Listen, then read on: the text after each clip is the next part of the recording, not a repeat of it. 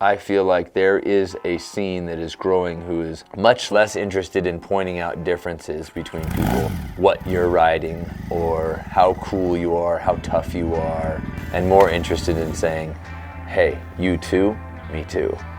And friendship is born.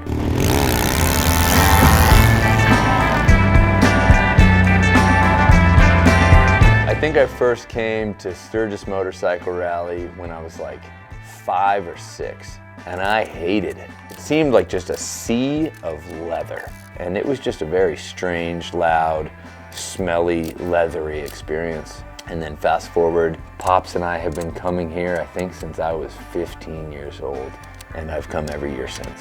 And so when I heard that somebody wanted to put on a camp that was gonna be cheap, that was gonna be everyone is welcome, that's gonna be like, you're gonna sleep in tents, and it's gonna be loud all of the time, and there are gonna be no rules. Yeah, it was a green light for me. I could not dial a number fast enough. So I talked to Damon, fighter of the night man, and that was the beginning of Camp Zero.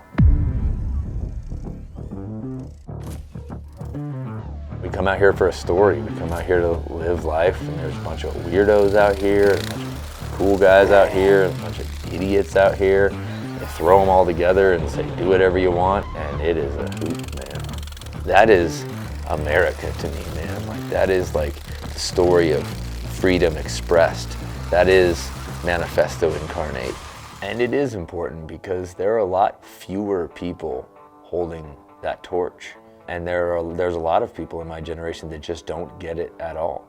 They're not interested. And a big part of why they're not interested is a lot of people were told they didn't belong. They were told they couldn't come. They were told you can't sit with us. I love those guys to death. If you guys are those guys, I love you. But they didn't love you, you know, because they didn't know. They didn't know yet. And I said, hey, sure, the old farts are out there, but there's some fun to be had for us too. And that's what Camp Zero was. Let's go ride bikes.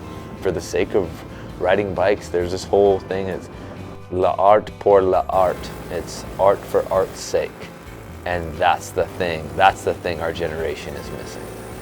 Is go create the art, not for the response, but because there is art in you. There's a story in you. No one gets out alive, man. Live accordingly. We don't get to find out how much we've got left. We don't get to save it for later.